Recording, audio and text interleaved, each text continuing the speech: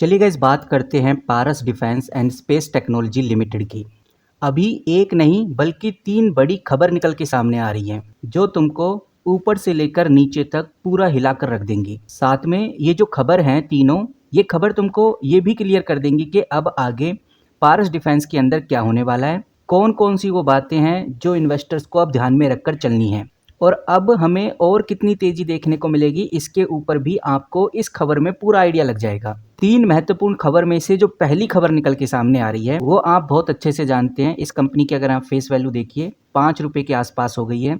पहले 10 रुपए हुआ करती थी। ऐसा इसलिए हुआ है क्योंकि कंपनी ने 1:2 के फॉर्म में स्टॉक को स्प्लिट कर दिया है। यानी कि अगर आपके पास 1 शेयर है तो उसके बदले 2 शेयर आपको एक्स्ट्रा मिलेंगे। और ये जो स्टॉक स्प्लिट की रिकॉर्ड डेट थी वो आज है, यानी आज है 4 जुलाई, तो 4 जुलाई को ही इसकी रिकॉर्ड डेट थी। और जिनके पास भी इस कंपनी के स्टॉक्स थे, हम एक एग्जांपल से लेकर चल रहे हैं। स्टॉक स्प्लिट का मतलब ही यही होता है कि अगर आपके पास 10 रुपए का 1 शेयर है तो अब आपके पास 5-5 रुपए के 2 शेयर हो गए हैं। और जब 5-5 रुपए के 2 शेयर्स हो जाते हैं तो स्टॉक में लिक्विडिटी बढ़ जाती है और ये लिक्विडिटी छोटे इन्वेस्टर्स को अट्रैक्ट करती है। और यही रीजन है कि आज अगर आप पारस डिफेंस का स्टॉक देखेंगे तो लगभग 9 से 10% के आसपास आपको बढ़ता हुआ नजर आ रहा है। क्यों बढ़ता हुआ नजर आ रहा है? क्योंकि स्टॉक पहले 1700 रुपए पे था, यानी 1700 रुपए के आसपास था।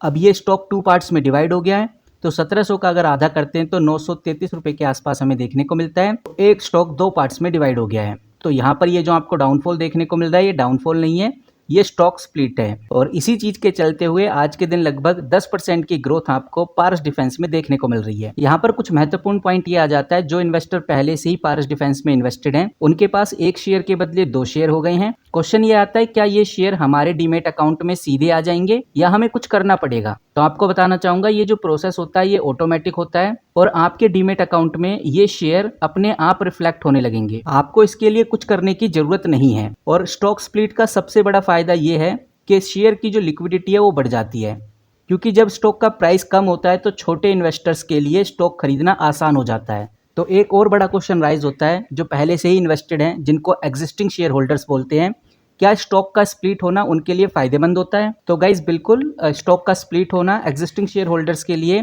एक फायदे का ही सौदा होता है। तो चलिए गाइज अब बात करते हैं खबर नंबर 2 की। ये खबर भी बहुत बड़ी है।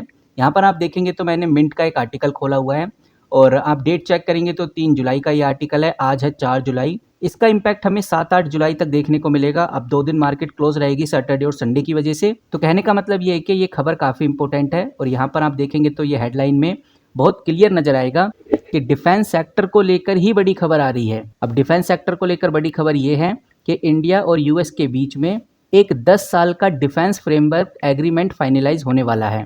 ये एक स्ट्रैटेजिक पैक्ट है जो दोनों देशों के बीच में डिफेंस और स्ट्रैटेजिक कोऑपरेशन को और गहरा करेगा। ये एग्रीमेंट वैसे तो फरवरी 2025 में प्राइम मिनिस्टर नरेंद्र मोदी और यूएस प्रेसिडेंट डोनाल्ड ट्रंप के ज्वाइंट स्टेटमेंट के डिफेंस गोल पर आगे बढ़ने के लिए बनाया जा रहा है। इसका जो मुख्य उद्देश्य है वो ये है कि दोनों देश के डिफेंस टाई को 2025 और 2035 तक मजबूत किया जाए। कहने का मतलब ये है कि ये ऐसी खबर है जिसका इम्पैक्ट पूरे डिफेंस सेक्टर पे पड़ेगा। लेकिन सबसे जरूरी बात यह है कि पारस डिफेंस के ऊपर इसका कैसा इम्पैक्ट पड़ेगा, सबसे ज्यादा पड़ेगा या फिर सबसे कम पड़ेगा। इस डील और एग्रीमेंट के इम्पैक्ट की अगर हम बात करें तो ये जो एग्रीमेंट है ये यूएस से एडवांस डिफेंस टेक्नोलॉजी जैसे जेवलिन मिसाइल, ट्राइकर व्हीकल्स या P-8 एयरक्राफ्ट के ट्रांसफर और ज्वाइंट प्रोडक्शन को सपोर्ट कर रहा है। अब इसमें कुछ कंपनीज के नाम लिए जा रहे हैं जो आप इधर देख सकते हैं। डेटा पैटर्न का नाम इधर देखने को मिल रहा है, BEML, HAML का भी नाम इधर देखने को मिल रहा है और पारस डिफेंस का भी नाम इधर देखने को मिलता है। क्योंकि ये जो कंपनी है ये काफ़ी निश एरिया में काम करती हैं, इस वजह से इनको नए कॉन्ट्रैक्ट और कोलैबोरेशन आसानी से मिल सकते हैं। और अगर हम पारस डिफेंस की बात करें तो पारस डिफेंस ऐसी कंपनी है जो स्पेस और डिफेंस इलेक्ट्रॉनिक में काफ़ी ज़्यादा स्पेशलाइज्ड है। ये कंपनी एंटी ड्रोन सिस्टम और सैटेलाइट कंपोनेंट्स के लिए काफ़ी ज़्यादा जानी जाती है। और ये जो एग्रीमेंट है, जिस एग्रीमेंट की हम बात कर रहे हैं, जो यूएस और इंडिया के साथ हो रहा है 10 साल के लिए, इसमें दोनों कंट्रीज अपनी टेक्नोलॉजी ट्रांसफर करेंगे और डिफेंस इंडस्ट्रियल कोऑपरेशन के ऊपर फोकस भी करेंगे, जिसकी वजह से पारस डिफेंस को नए ऑर्डर मिल सकते हैं। जैसे अभी हाल ही में सियर बायरी के साथ लगभग 22 करोड़ का रिसेंट ऑर्डर मिला है।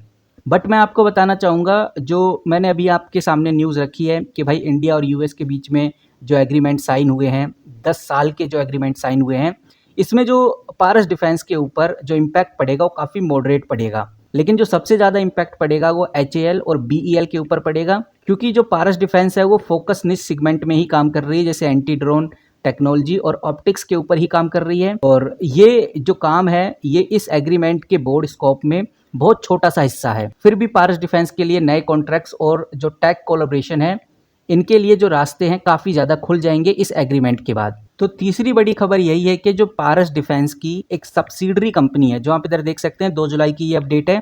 इस अपडेट के अकॉर्डिंग जो कंपनी की सब्सिडरी है उसने रिसेंट में फ्रांस की कंपनी जिसका नाम कैरबियर है उससे लगभग 22 करोड़ के आसपास का ऑर्डर प्राप्त किया है, जिसमें ये कंपनी सिमेरा 200 एंटी ड्रोन बनाने वाली है, जो इंडिया के मेक इन इंडिया और डिफेंस एक्सपोर्ट गोल को सपोर्ट करता है। इससे भी इन्वेस्टर्स का कॉन्फिडेंस काफ़ी ज़्यादा बढ़ गया है।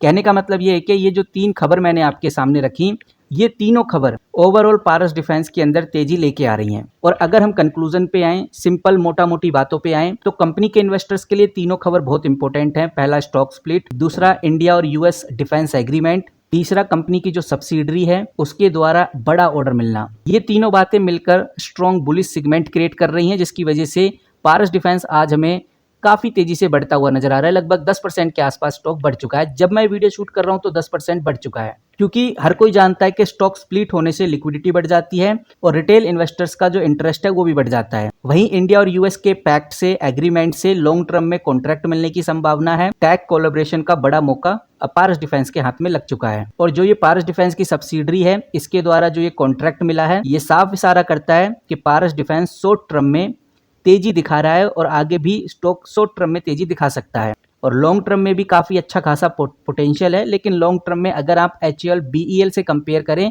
तो इतना पोटेंशियल नहीं है पारस डिफेंस में जितना HAL और BEL में हमें देखने को मिलेगा। तो यहाँ पर काफ़ी इन्वेस्टर्स ये बात अच्छे से जानते हैं कि उनको होल्ड करके ही रखना चाहिए, क्योंकि वो जानते हैं कि भविष्य में कंपनी को बड़े ऑर्डर मिलने की उम्मीद है, जिससे इन्वेस्टर्स को आगे चल के बड़ा फायदा होने वाला है। तो ओवरऑल यही फिलहाल तो अपडेट है पारस डिफेंस को लेकर। बाकी अगर मैं मनी कंट्रोल पे कंपनी का वॉल्यूम आपके सामने रखूं तो ये आप देखिए, मैं मनी कंट्रोल पे हूं, मैंने पारस डिफेंस ही खोला हुआ है।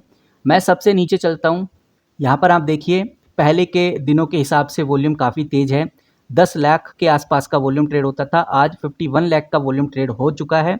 और अभी तो मार्केट ऑलमोस्ट ओपन ही हुई है, लगभग 12-1 बज गए हैं, तो अभी काफ़ी टाइम है मार्केट क्लोज होने में। तो हो सकता है कि ये जो वॉल्यूम है ये लगभग 70 से लेकर 80 लाख तक पहुंच सकता है। बाकी डिलीवरी परसेंट के ऊपर काफ़ी डिपेंड करेगा। हालांकि स्टॉक प्राइस तेजी से बढ़ रहा है तो डिलीवरी परसेंटेज भी हमें इंक्रीज होता हुआ ही नजर आएगा।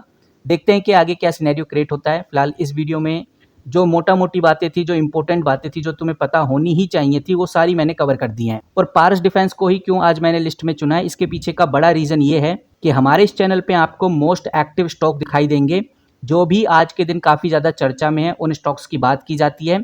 और NSE की मैंने वेबसाइट खोली हुई है और यहाँ पर बहुत क्लियरली आप देख सकते हैं, आपको नजर आएगा मोस्ट एक्टिव इक्विटीज़, और डेट आप चेक कर सकते हैं 4 जुलाई 2025, यानी 4 जुलाई 2025 को सबसे ज़्यादा जो एक्टिव स्टॉक्स हैं वो कौन कौन से हैं। यहाँ पर हमें लिस्ट देखने को मिल रही है, जिसके अंदर जो पारस डिफेंस है उसका नाम आप बहुत क्लियरली देख सकते हैं, सेकंड नंबर पे ही देखने को मिलेगा। लगभग 9 से 10% के आसपास बढ़ चुका है, वो भी इधर देखने को मिलता है। तो पारस डिफेंस आज मोस्ट एक्टिव स्टॉक की लिस्ट में है, यानी हर किसी इन्वेस्टर की नज़र आज इस कंपनी पे टिकी हुई है। अब आपका क्या मानना है इस कंपनी के रिगार्डिंग, कमेंट करके जरूर बताइए। फिलहाल किसी भी तरह का कोई बाय सेल होल्ड रिकमेंडेशन नहीं है, ना ही ये कोई फाइनेंशियल एडवाइस है। अगर आप इसी तरह से अपडेटेड रहना चाहते हैं इस कंपनी के रिगार्डिंग, तो इस वीडियो के फर्स्ट कमेंट बॉक्स में यस जरूर टाइप करिए। मिलते हैं किसी नए वीडियो के साथ, तब तक के लिए take care and good bye.